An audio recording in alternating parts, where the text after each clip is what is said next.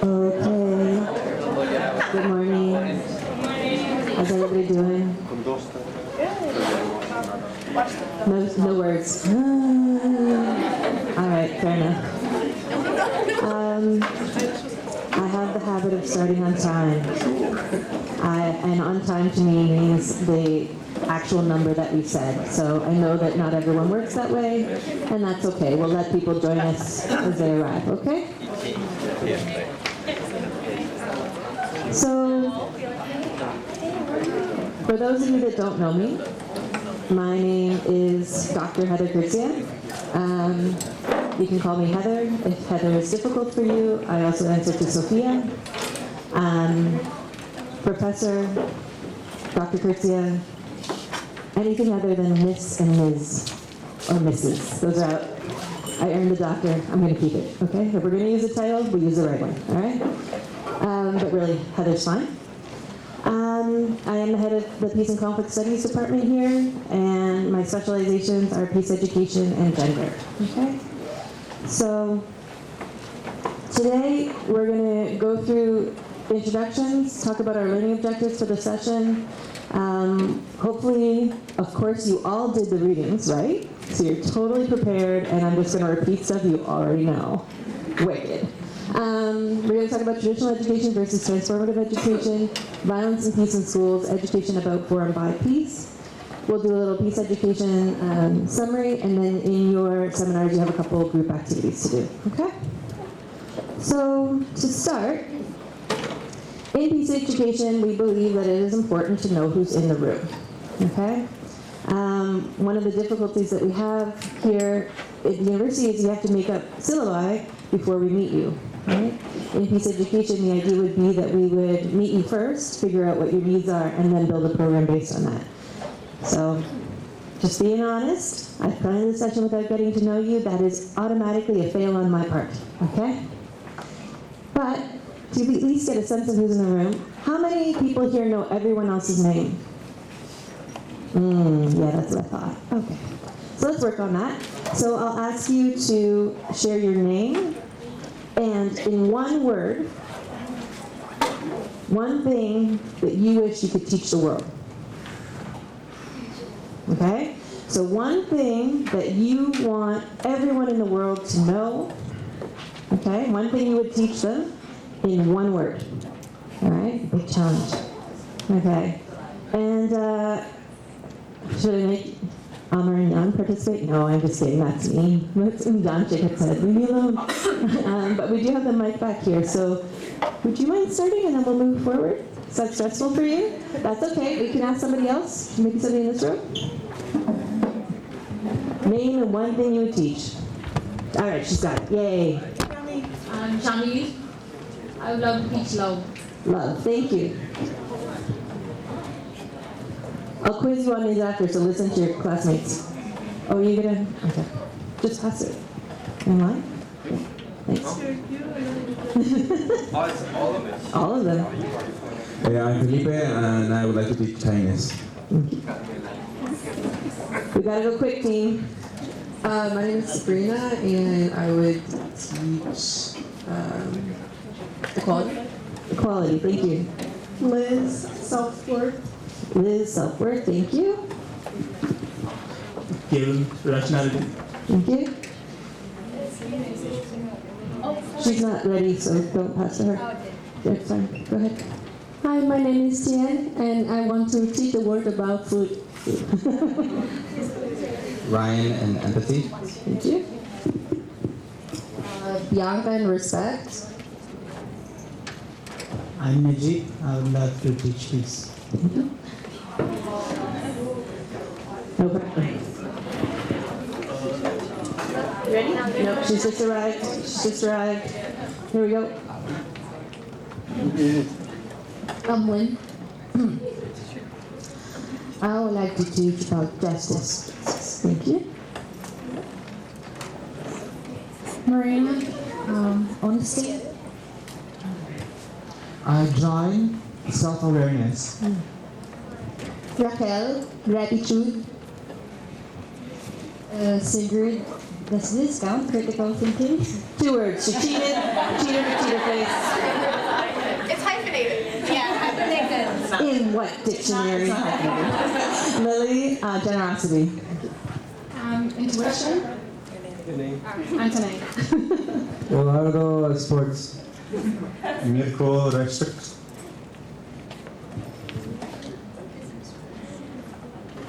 They're fighting.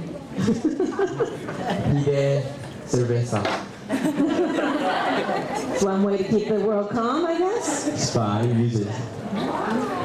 Obia, empathy. Coming to you.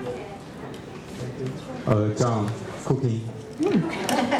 Sophia, table tennis. Existing. Clementine, empathy. Zeba, about my culture. From my Sierra and optimism. Ayaka, patient. Big Vijay, truth. Ling, survival.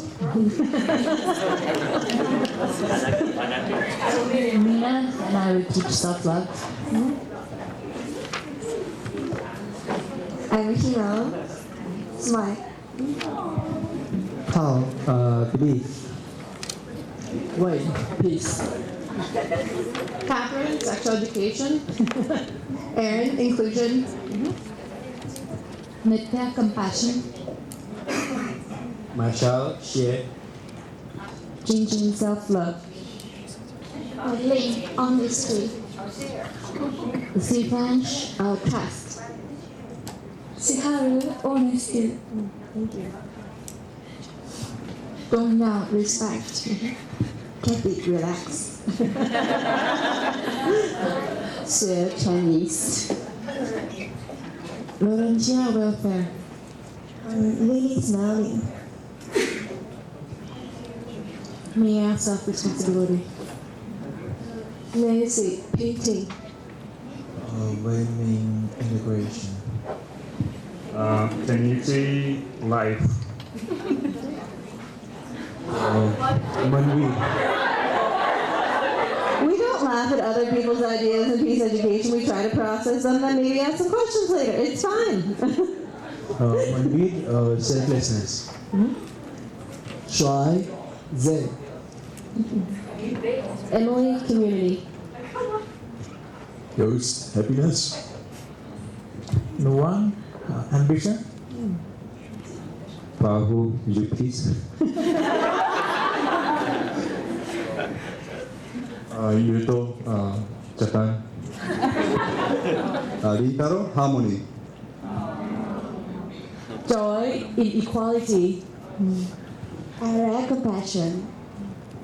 Me, Korean language.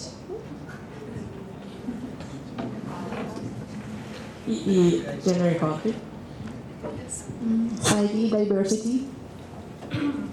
Maya, question. Frederick, wombats. Bella, awareness. Sydney, compassion. Susanna, patience. Shanti, diplomatic. JJ, justice. Zarina, cooperation. Cindy, diversity. Nana, humbleness. Lisa, laughter. Teresa, balance. Beer is taken, right? I'll go with equity. You can share. You can share beers. It's fine. Theory, Optimistic. Melissa, empathy. Zoe, tranquility. Mimi, Sierra Leone. Christian, happiness. Sherry, gratitude. Show, forgiveness. Helena, water. Queen, equality. Dudu, protection. Yeran, express. I good, courage. Zena, breathing.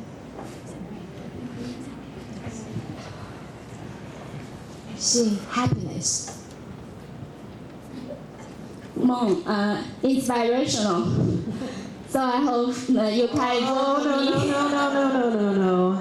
You see the violence I just did to her? I interrupted, I stole the mic away, and it was very mean, I apologize. Alvin, anarchy. Mini resilience. Creativity. Thank you. And is there anyone that came in that would like to add? Okay, could you help me out here? Thank you.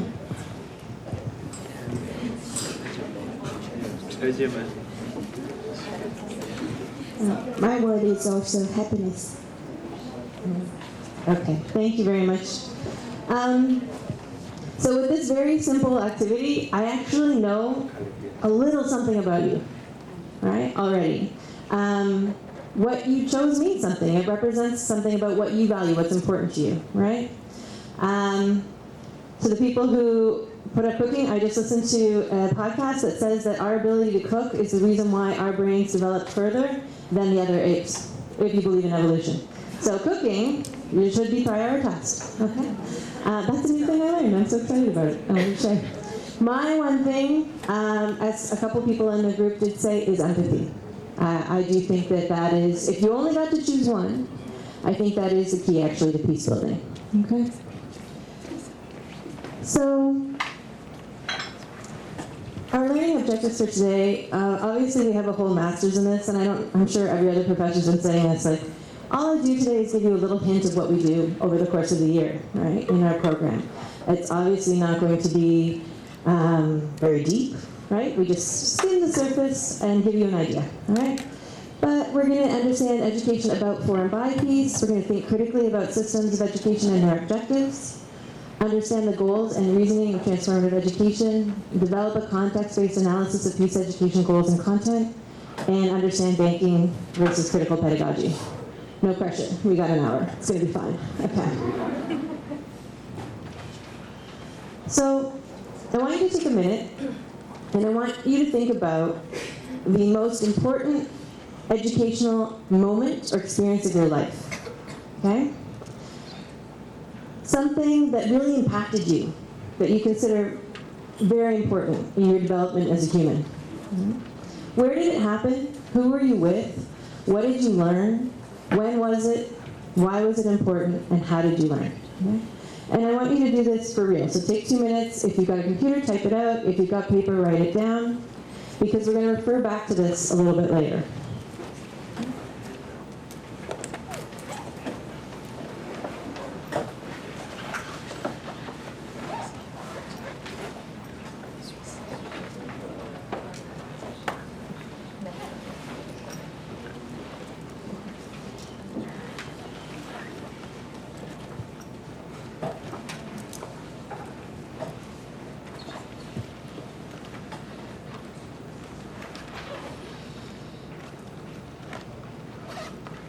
If you can't choose the most important one, just pick one of the most important. It's okay.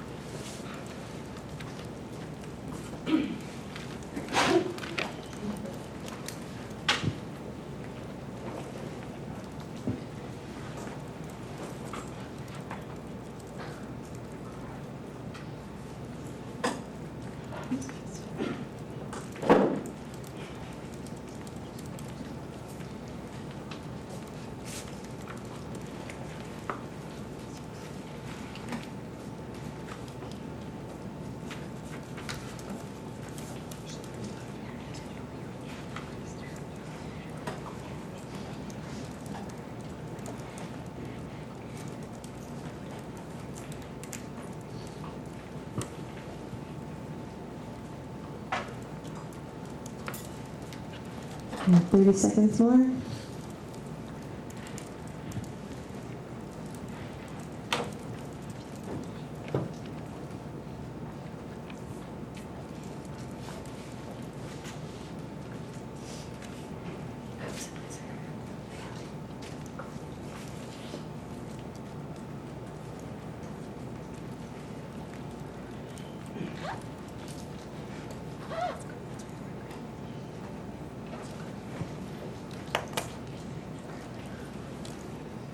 Okay, so we'll just hold on to that for a little bit later.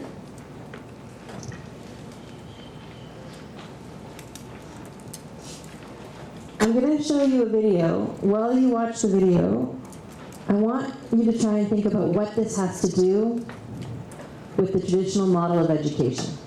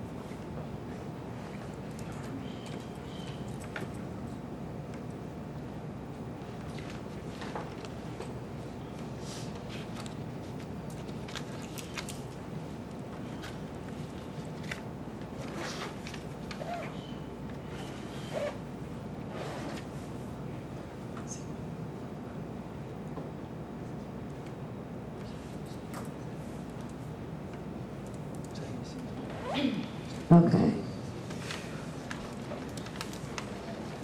Can I see there it is.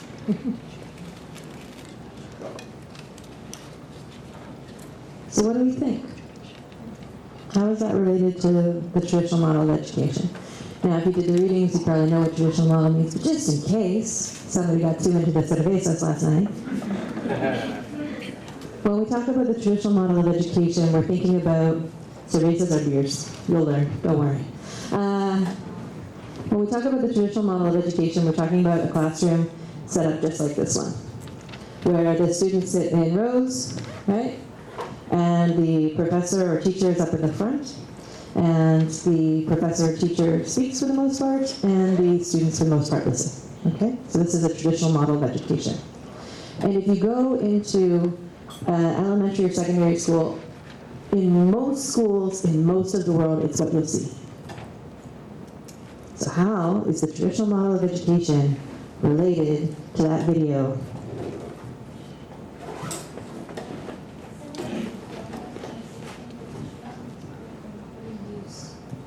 It's similar to colonialism. It's impositional. It's putting views on other without taking feedback. So that was like the advanced level, the simple level. We got the traditional model of education everywhere through colonialism. That's where it comes from, right? So if you noticed in the video at the very, very beginning, the one purple blob is what they call it, like Russia, the USSR, but at the time was Prussia. And the traditional model of education was developed in Prussia around that time. What for? What was the purpose? What do you think was happening? The old industrial revolution was starting out. And so what did they need to produce? Effective workers. So they created a system that ran very similar to a factory, right? Bell starts the day. You have to be inside ready to work by the bell, right? The bell tells you when your breaks are, right? And then also what was taught in that was basic mathematics and possibly some literacy, enough so that you could function in the factory. Okay? So we need to understand the model that we're all so used to, and that, I'm not gonna lie, I thrived in, right? Like, I'm the type of person that worked for. Doesn't work for everybody. But that model comes from somewhere and had a very specific purpose that was very specific to its time. And then the question becomes, is that model still relevant today? And even then, was it relevant in all contexts? And did it serve the people as a whole? Did it serve business? Did it serve government? Who did it serve? Okay? So in this traditional educational model, the teacher teaches, students are taught. The teacher chooses content without consulting students, often well before a meeting. You're welcome, just like I've done to today. Okay? The books hold wisdom, and the teachers connect students to that wisdom. Now, this is Dewey from 1938, okay? So he's saying books, but obviously books are not the only form that we use now to share knowledge, and yet at the same time, in most schools, what do most teachers use to get the knowledge from? Textbooks, right? So it is still books in a lot of contexts, especially if they don't have access to internet or TVs and other audiovisual technologies, right? So books are still the most common internationally. The pupils are docile, obedient, and receptive. Thank you all, you're doing great, okay? And perception can be value and prejudice free. There's no need for multiple viewpoints. What this means is that when people who believe in the traditional model of education write about the traditional model of education, they say that it is objective, okay?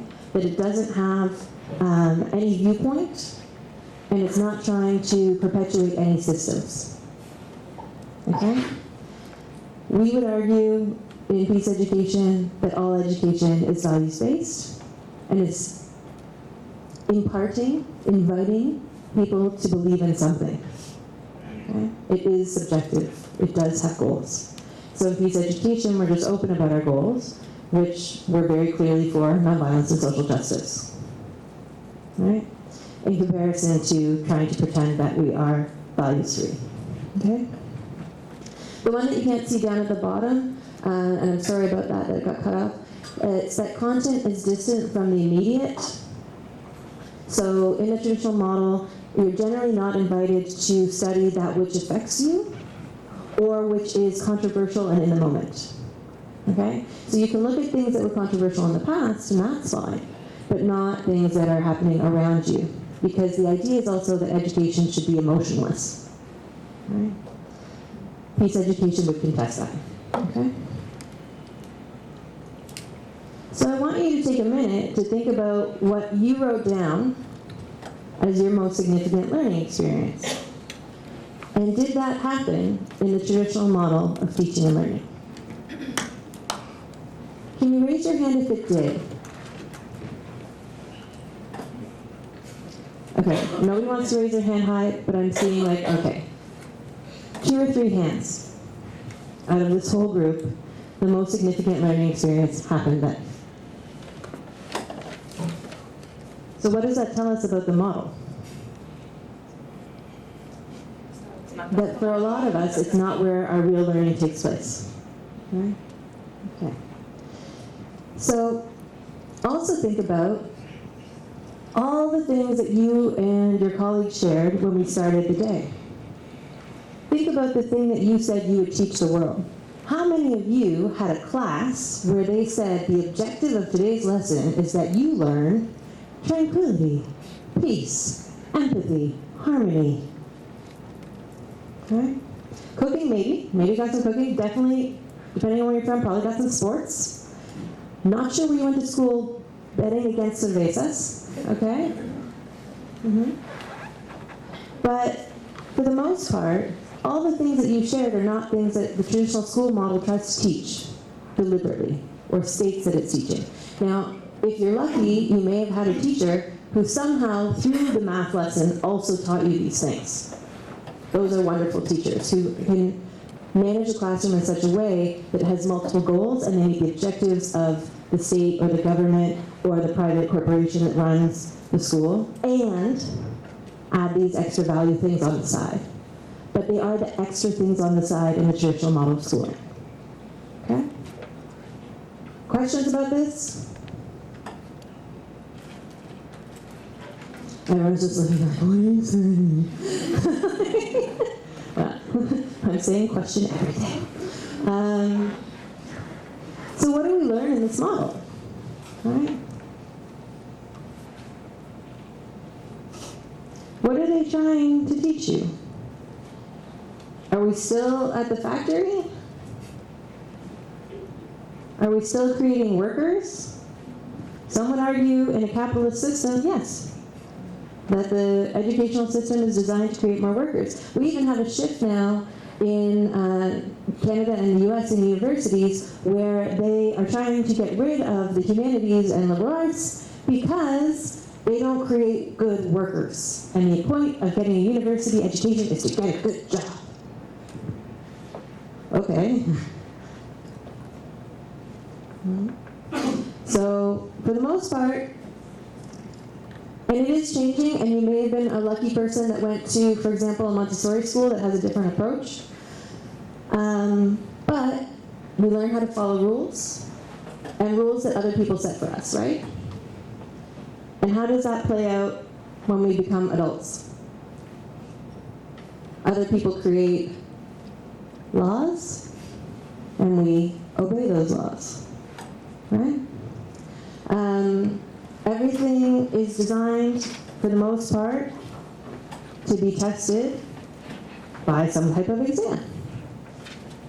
Now this is interesting, because once you get into the workplace, how often do you take tests?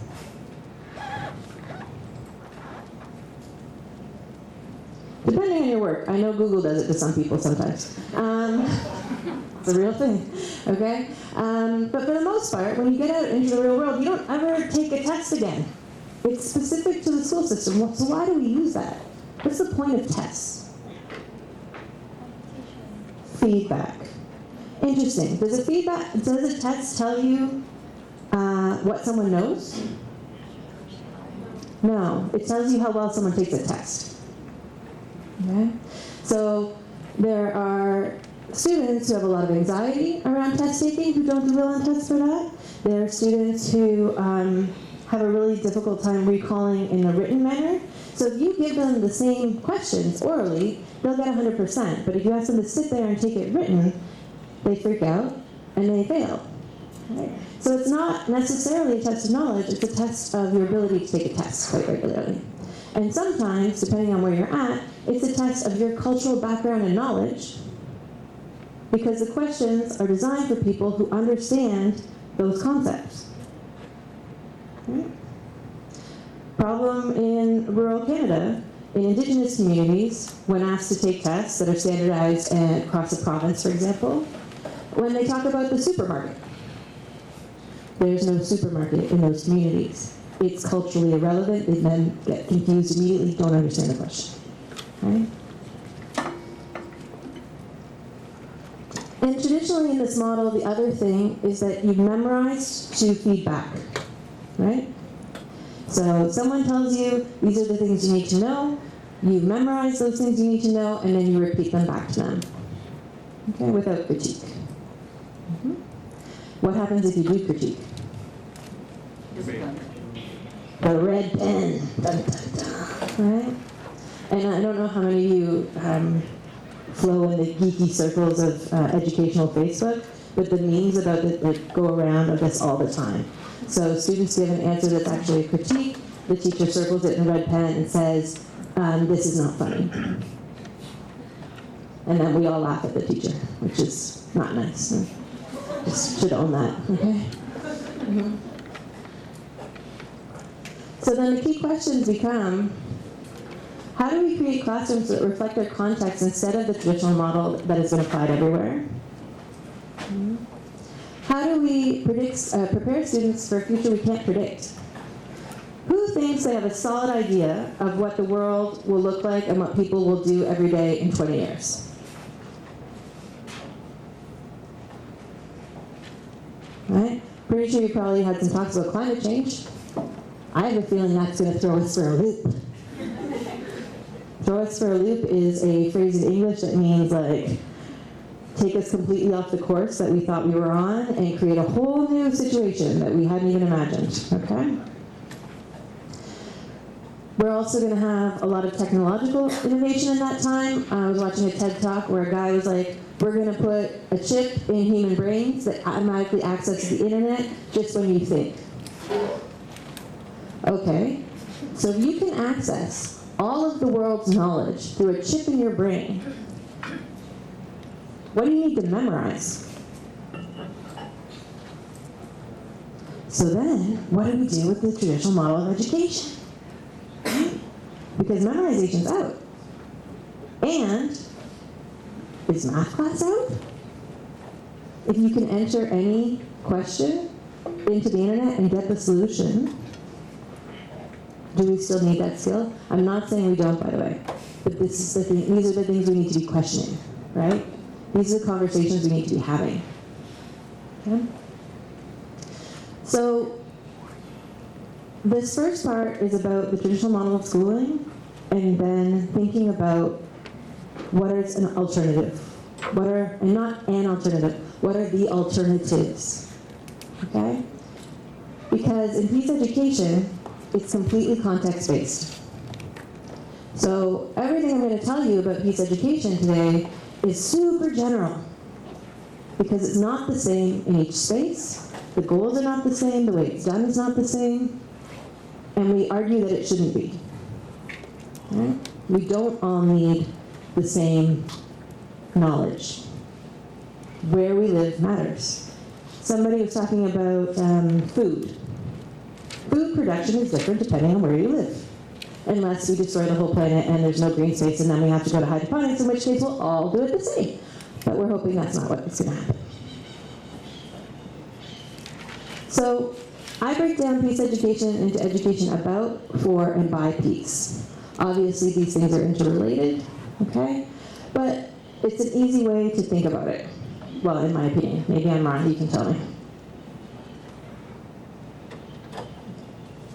So education about peace are the topics or content that can be included. They're things that you can generally learn through reading. History of nonviolent resistance. Some of you will take strategic nonviolent resistance this year, and you will learn all about that. Dun, dun, dun. World cultures and religion, social justice issues. These are things that you can read about and understand. Okay? So education about peace is the content. Education for peace are the values, skills, and behaviors necessary to live in a sustainable, peaceful world. So they're usually best learned through practice or discussion, and there are a lot of the things that you all stated when we started today. Nonviolence, empathy, integrity, honesty, tranquility, right? And the skills could include nonviolent conflict transformation, critical thinking, which is 2 words,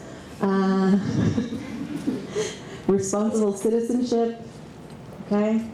We can fight about what that means. But values, skills, and behaviors necessary for living in a culture of peace, or cultures of peace, because what a culture of peace looks like will probably be different in different contexts. Questions about education about peace and education for peace.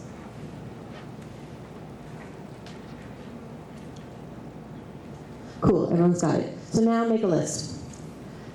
So I want you to think about your context and think about all the different content that you think is relevant in your context for education about peace. And then skills, values, and behaviors that are necessary in education for peace. Do you understand what we're doing? Questions? All right, I'm going to give you a few minutes for this.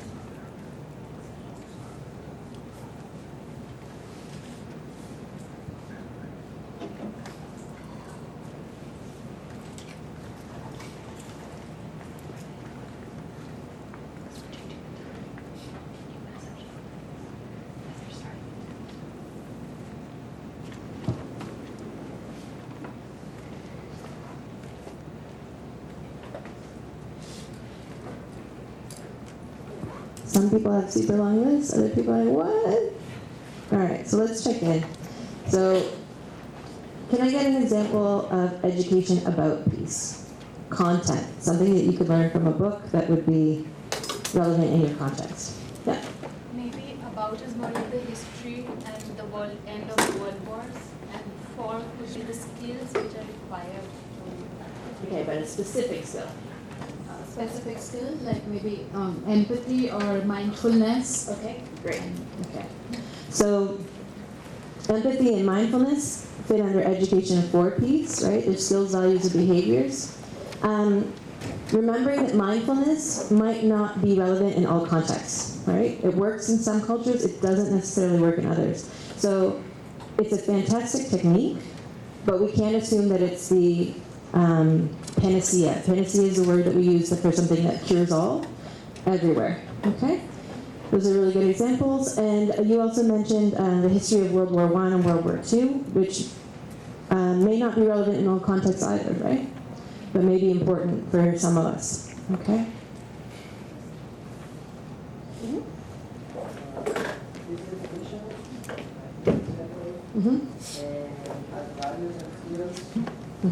Empathy and active listening. Okay, great. So, let me do it, Hannah. Don't worry. Please, relax. It's cool. Okay, so empathy and active listening, yeah. And in the about, we had piece definitions and piece examples, okay. Depending on which program you are in, at some point this year, you might read about cultures of peace that actually exist. So there are Elise Golding's work where she explores peace cultures where there aren't examples of violence on record. Okay? So those exist. Okay, do you have your... Yeah. For about recall and for critical thinking. Okay, yeah. So critical thinking, what do you mean by recall? Recall of what? The teachings you've been taught. Okay, all right. So then I would wonder, that's kind of like two things together, right? Because there's the teachings that you've been taught, which is the about piece, and then there's the skill of being able to remember them, which would be the for piece, right? So it's kind of a combo, okay? I'm gonna go here and then there. So about peace, it's like if you teach like urban, suburban, rural, and for peace that means you can learn some citizenship, responsible citizenship. Okay. So then, just make sure I understand, when you say urban, suburban, rural, like the content of the idea that life is different in those spaces and that like the needs are different. Okay, and how those things affect the economy. Perfect. Yeah, great. Thank you. So education about peace, conflict resolution, and required skills like negotiation, cooperation. Right. Okay, great. So negotiation, cooperation, and skills or values. I would say with conflict resolution, if you were going to put it in the about category, you'd want to be looking at successful examples. So reading what's already happened, sort of like from a historical basis, looking at peace processes that have worked, or even at the interpersonal, right, or intergroup level, examples of peace that has already happened or conflict resolution that has been successful. Okay. There's somebody here before. One thing I can think of is knowledge about gender roles and stereotypes, and require skills such as being open-minded and respect for dignity and nonviolent communication. Perfect. Great. Thank you. Yeah. I'm going to go 1, 2. Actually, it's just easier to get to. I think earlier you said that one of your slides said that education about peace is the content. So could the song you put on by Tupac at the beginning be music about peace? And then 4, I thought of these different meditation and yoga programs that are being taught in some Baltimore public schools to help develop coping mechanisms and reduce anger and anxiety. Yeah, perfect. Okay. So same thing as the mindfulness training, right? It works for some in some contexts, and so yoga has been and meditation have been successful in a number of spaces. Not all, though. Okay. For the about column, I would have culture and also languages, because there could be certain nuances. So if you speak the language you can more easily translate. And then for the for column, I would have trust. I have a friend who's a police officer, and his life motto is "Don't trust anyone." I think that's part of the problem. Yeah, and I wanted to go back and think about content, right? I had said things that you can read about, but of course we can get content from all kinds of different media. But generally it is coming through some type of media. It's mediated content, right? So it can be music, it can be documentaries. There's a number of different ways that we can access content. Okay. Is there anyone back here who wanted to share something? This is kind of specific to my context, but it would be learning about history of U.S. imperialism from a non-U.S. perspective. And forward would be sort of, I don't know how to say, it's like an unlearning or open-mindedness would be the tools. Yeah, great, thank you. So for our first class in Peace Education Theory and Practice, we really spend 3 weeks unlearning. We spend 3 weeks thinking about all the things that we think we know about education and asking if they're true, right? Evaluating them based on the research, evaluating them based on our peace values and skills, behaviors, right? And thinking, is this good? Is this right? All these things that we've accepted. So that's what unlearning means, right? It's to and analyze all the things that you've taken for granted. Okay? So when we break down forms of peace education, and this will get me in trouble with other peace educators, so don't tell anyone I said this, except I say it at international conferences, so I guess I already messed myself up. I believe, personally, that peace education is the umbrella, okay? It is the broadest, most general category of education for positive change. And then my belief is that all of these different types of education fit in as part of peace education. Okay? Other people who are scholars in these particular fields would disagree with me. They would argue that it's the opposite, that theirs is the umbrella and peace education falls within that. Okay? Education for sustainable development, multicultural religious education, human rights ed, conflict resolution, disarmament, citizenship, spiritual, equality or diversity education, global ed, moral ed, environmental, development, gender, had moral up there twice, my apologies, social justice, and search for alternative educations or solutions. Okay?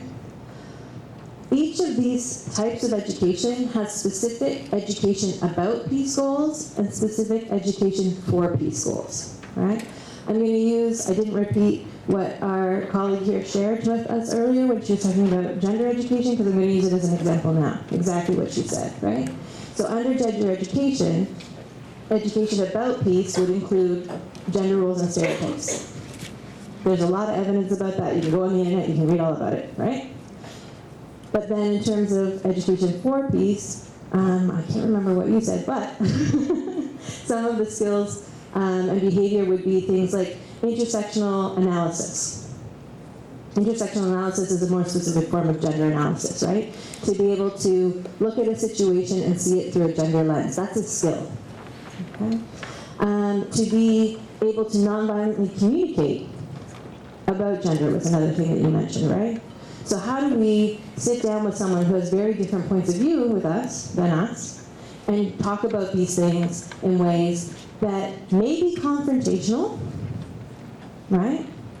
And may be direct, and this is the hard part, may not be nice, but is nonviolent, okay? So I want to make the distinction very clearly that in peace education, we're not necessarily saying we all have to be nice all the time, because nice isn't necessarily peaceful. If I am nice in the face of social injustice, if I am nice in the face of prejudice, if I am nice in the face of violence, then I am perpetuating that.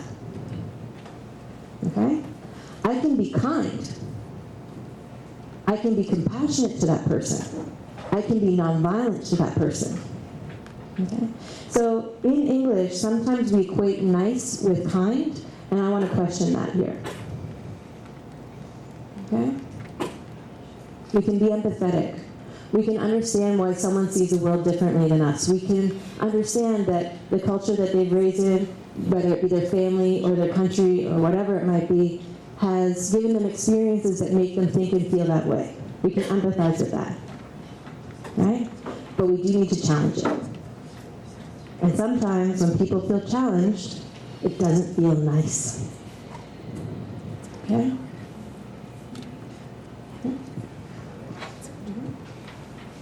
You have a question? So when we talk about these kind of forms of peace education, you are talking about these kind of education to adults or to teenagers, to primary school students? She's taking me 2 slides ahead. I like it. I appreciate her thought process. I'm going to ask you to wait. Is that cool? Okay. Okay. So all of these different type of educations exist in different spaces. Depending on where you're from, spiritual education, which might also be called religious education, might be a part of the system or might be deliberately kept out of the system, right? So once again, it's contextual about where these types of education take place, okay? All of these forms have their own scholars. All of these forms have their own theories and practices, okay? But they do have things in common. And the thing that I think that they have in common is that they deliberately act for positive change.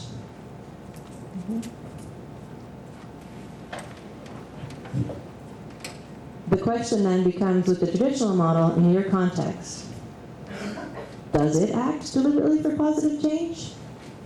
Maybe sometimes, always, 10%, right? Depends on the context, depends on the school, depends on the teacher. Okay? So with that, the focus of peace education is also different depending on the context. This is from work by Solomon. He talks about 3 different regions that we can sort of like divide the world up into. And what he's saying is that there's regions of intractable conflict. Is anyone familiar with this theory? Okay.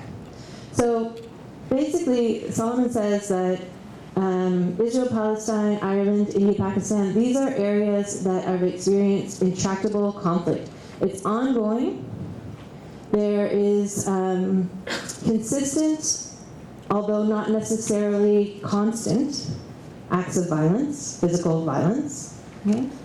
And often these intractable conflicts can be linked to deep identity issues.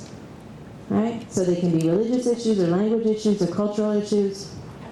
Okay? These intractable conflicts are ones that we tend to study a lot in peace and conflict studies because we've done the most research about them for the longest time. When Solomon says we have, now he actually calls it something different. He talks about specifically it being about ethnic tension, and I call it ongoing tension. And the reason is that I like to include most of my research, well, I should say most, but a lot of my research has been done in Nicaragua. And I would argue that Nicaragua is a region of ongoing tension, but it's not ethnic tension, it's political tension.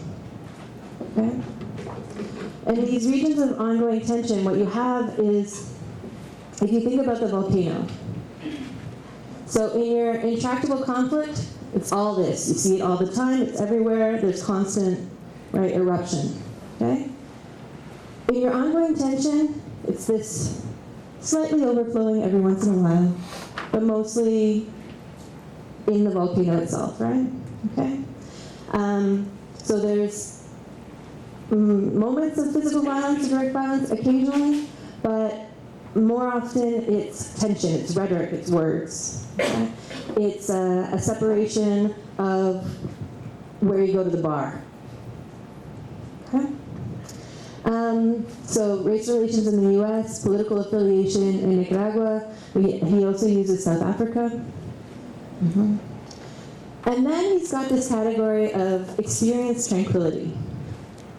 Well, okay, this is questionable, right? So he has Norway and New Zealand. I would argue, I lived in New Zealand for 5 years, I would argue that New Zealand is this. Okay? So you don't see anything, right? Everyone kind of gets on with their business, goes about their day. You don't see a lot in the news about tension or violence, okay? But when you sit down with people, you start to understand that actually there's some real problems around poverty, and that extreme poverty tends to be concentrated in the Maori and Pacific Islander populations, and that's a problem, and it has historical reasons, okay? And it has climate change reasons, because a lot of Pacific Islanders have been moving to New Zealand to escape climate change, right? And then that influx is causing more tension with the Pakeha. Pakeha is the Maori word for like European foreigner, with the Pakeha population, okay? So these places that experience tranquility actually have generally things under the surface. In Norway, we did have an explosion of violence, right? Political violence, not so long ago. Historically, there's been a lot of tension about Norway between peace activists and arms dealers, because Norway used to be one of the top 4 arms manufacturers and sellers in the world 10 years ago. Okay? So there's things underneath the surface, right? So which one of these 3 contexts you're in also affects your peace education content, right? So if you're in Norway, 10 years ago, you might get disarmament education, okay? If you're in New Zealand, you might get multicultural education, or specifically bicultural education, is what they talk about the most there, Maori Pakeha, okay?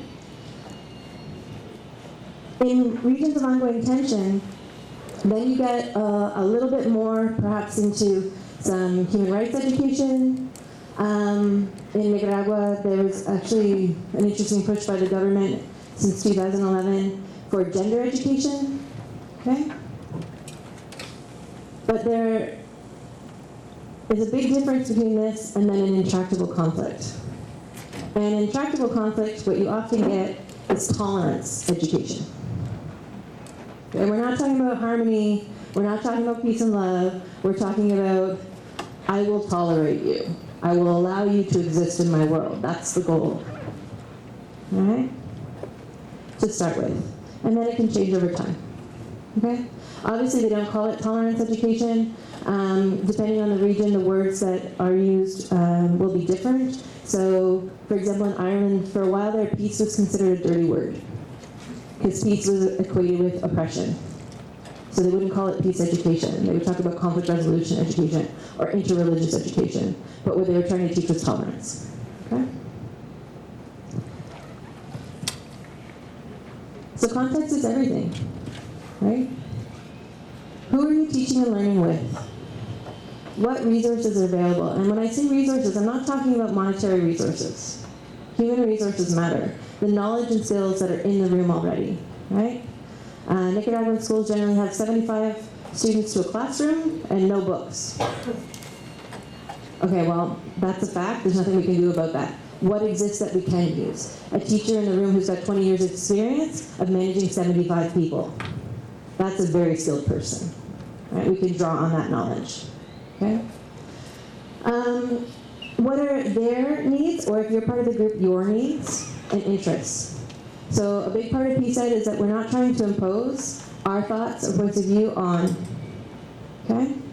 So I will only do gender workshops when I'm invited by the group to do a gender workshop.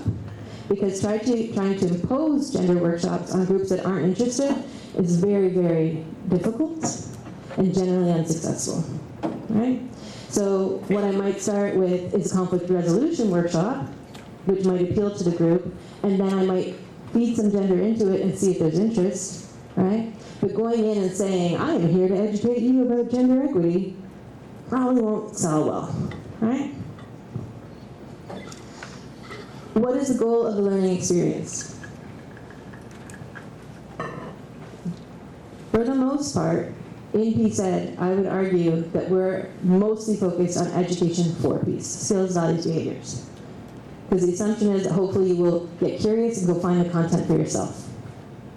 Okay? And what collective skills and values are in place. Okay? So if my values don't match with the values of the group that I work with, it can't impose them. I can't tell them this is the right way. But we can have conversations. We can say, well, what do you think about this? And what do you think about that? And why do you think that? And maybe both of us will shift. Or maybe I'll come to realize that my values just don't work with who I'm with, and so I have to find another way of thinking and working. Okay? And that is where education by peace comes in. This is from Daniel Bartal from 2002. It's part of his article on the elusive nature of peace education, this idea that you can't pin it down because it's not one thing everywhere. Okay? And he says that even though it is contextually driven, there are these 5 pedagogical practices that are necessary. Okay? So it should be condition dependent. It should depend on the community goals, concerns, and needs. Okay? We're not going to talk about some problem someone else is having way far away unless it relates to the problem that we're having here. Okay? Experiential learning and appropriate classroom climate. I apologize, I have tried to work in some activities today, but generally peace education is much more active learning, and that's what you're going to get when you go to your seminars now, right? So we'll do a couple group activities. It's relevant to current problems or social issues.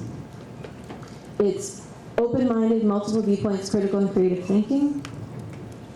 And it's teacher-dependent.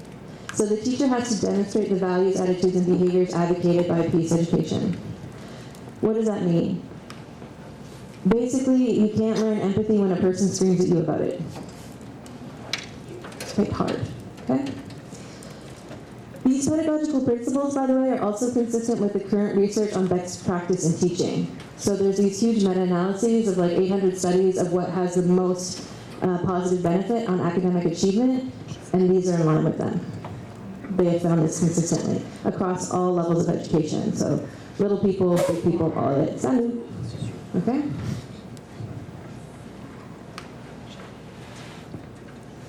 All right. So that last one is related to this. Some people attribute this quote to Gandhi. Some people say that's wrong. That's why there's no name up there. I have not been able to find the original source, so I don't say what the original source is, okay? But the idea is that that's what education by peace means, that you can't teach peace through violent methods. And this act that I'm doing to you right now, where I force you to sit in a chair for an hour, some people would argue that's violent, right? It's restricting your freedom of movement, okay? So what is peace education? Context drives the language. Any form of education that deliberately tries to create positive change, it's action-oriented, solution-oriented. It's not enough just to look at what a problem is. We have to talk about how to fix it, okay? It includes creative alternative solutions brainstorming. Just because it was doesn't mean it has to be. Creativity is a big part of what we're trying to develop in peace ed. Okay? It can happen in schools, playgrounds, offices, restaurants, NGOs, etc. And this is going back to your question, okay? So formal is what we're referring to schools, universities, all right? Structured educational systems. Informal is planned, but outside school. So if an NGO does a workshop, that's informal, okay? And then there's this category of non-formal. And I bet you, for a lot of you, when you think back to your main learning experience that we started out with, it was non-formal. It was with a family member who taught you something that changed your life, right? That was super meaningful to you. That's non-formal. It's unplanned interaction, but yet that still deliberately acts for positive change, right? It's a conversation that your mom has with you after you smack the duck. Yeah, I did that. It bit me. Okay? It was an important moment. It was unplanned, but she deliberately had a conversation with me to positively change my attitudes and behaviors. Okay? And it can happen in micro and small group and macro and large group. And so when we're talking about macro, we're talking about things like national curricula, which I want to mention that one of the projects I'm involved with is the Peace Education Curriculum and Analysis Project, the PECA project. It has a website if you're interested. What we do is look at the national curriculum and analyze it for peace education content.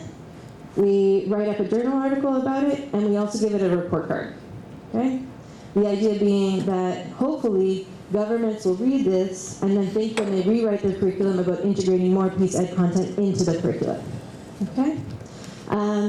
We do that research with students, and we co-author with students. So if you're interested in that type of research of content analysis, you can come talk to me. And last year we worked on 5 different countries. It can be individual work or it can be a group. Okay, so that's an opportunity for you. If you're into it, no pressure. And the last thing I'm going to end with before we go to break, because we're going to continue with this in your seminar, all right? This is, you did Galtung's violence triangle? No? No, okay. Galtung, some of his stuff is problematic. I wouldn't say, like, accept all things that Galtung writes as, like, true and good and right. But I like this one thing that he's got, which is a method of analysis, okay, where he breaks up violence into direct, structural, and cultural, okay? Direct violence is that which you can see. It's visible, it has a sender and a receiver, okay? It's not just physical, though, okay? Physical violence and direct violence are different because direct violence can also include verbal harassment, humiliation, okay? So in schools, when we think about direct violence, we've got bullying, fights, alienation, threats of violence, verbal harassment, humiliation. Many of these things done by teachers. And many of these things done by principals to teachers. And many of these things done by school councils to principals. Okay? Right? So when we think about who's responsible for this violence, we have to think about a whole hierarchy that's doing the same thing to the people below it. Okay? Detention's up there. I'm not sure if people are familiar with this method of punishment. It's when you keep kids during recess or after school and they have to stay for punishment reasons. Some people argue that this is also direct violence because it's removing freedom. I don't need to fight about it. I put it up as an example. Think about it, okay? When we get to structural violence, it's things that are built into systems and structures, okay? These are things that generally aren't seen, that you have to look for. They're kind of taken for granted, right? In the issue of schools, an example from the United States. Most of the U.S. states, property taxes fund schools. So, if you're in a poorer neighborhood, they pay less property taxes, therefore their schools get less funding, therefore perpetuating a cycle of poverty. That's structural violence. Okay? It's built into the system, people don't even think about it. You can think about that in Latin America, pretty much everywhere. You've got a very strong private system and a public system. Those that can afford it go to private schools. That's structural violence. When the educational system provided by the state is insufficient, so then people go to private if they can afford it, you're automatically separating people by social class into the possibilities or opportunities. That's built into the structure. Okay? Tracking. This can happen in a number of different ways. Any of you either get put into like the best reading group or the middle reading group or the lowest reading group in school? That's tracking, right? And I did it. When I first started teaching in Columbia, because that's what always been done with me, I did it to my students. I didn't know any better at the time, okay? Because I hadn't done the unlearning. What had always been done to me seemed normal and good, so I did it, okay? What we know from the research is that really affects student self-esteem and then affects their future prospects, okay? This tracking also happens a lot, depending on where you are, by exams. So you do a standardized test, and you get to do this, or you don't get to do that. You can look at the example of Germany. They decide before high school whether you go to gymnasium, which is where you get to go to university, or not. Okay? So before you even hit real puberty, your future is decided for you. That's tracking. That's structural violence. This is an assumption that people can't change, learn, and grow. discrimination in general, who can go to school, where, and the languages used. Okay? I grew up in Canada, and my school, in high school, you had the choice to learn French, Spanish, German, and Latin. We had Indigenous students. There was a reserve nearby. You couldn't learn Indigenous language. That's in the structure of the school. That's violence. Okay?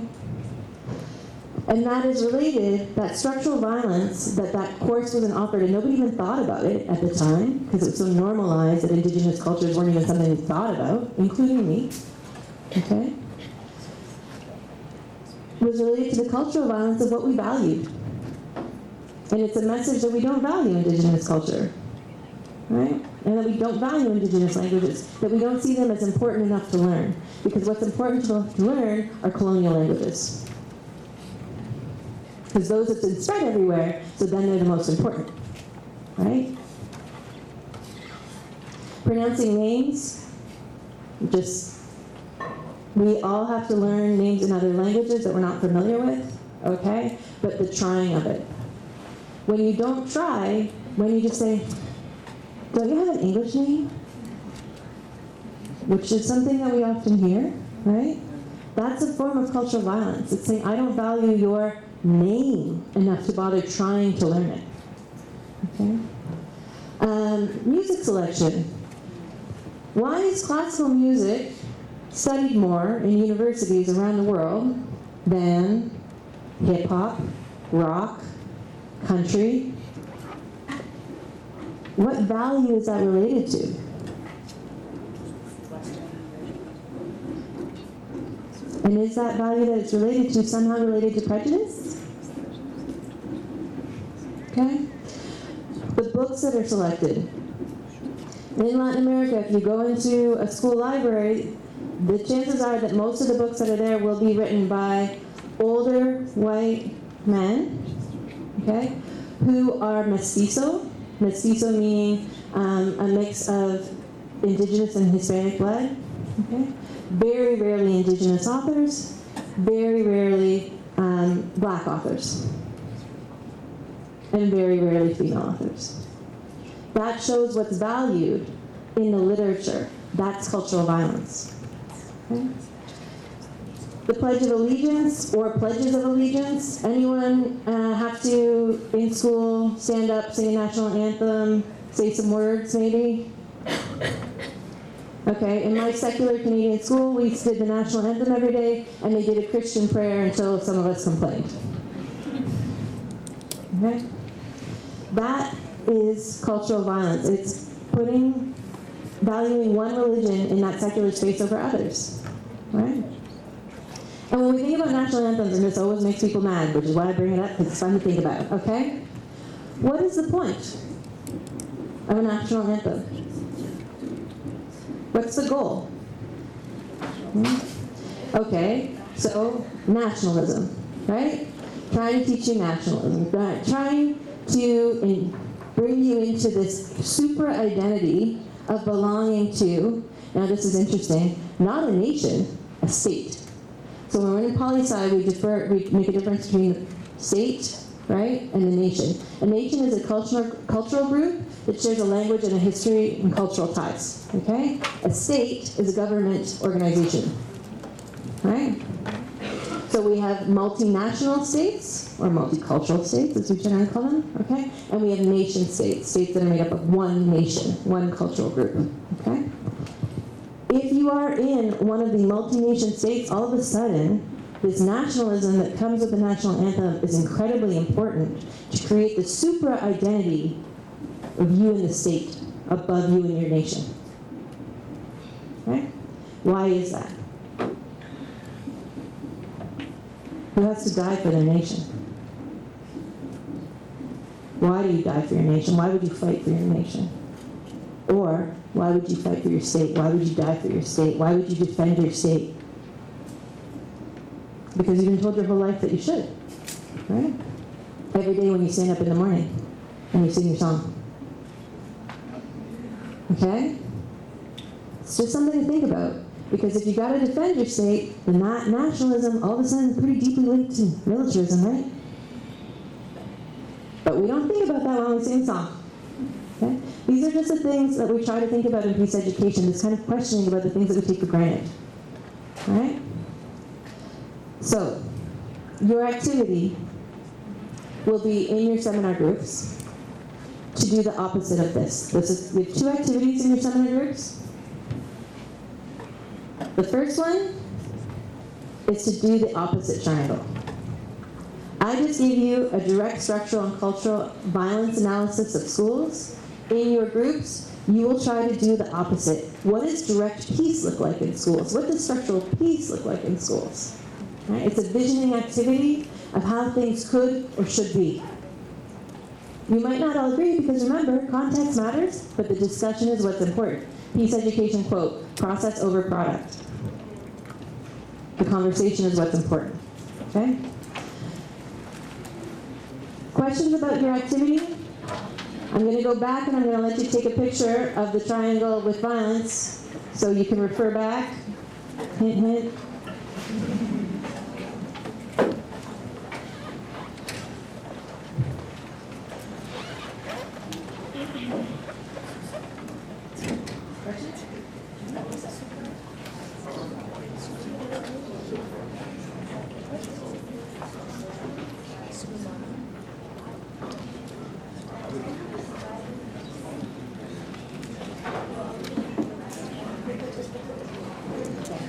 So we had a question about the difference between the languages used and the languages valued.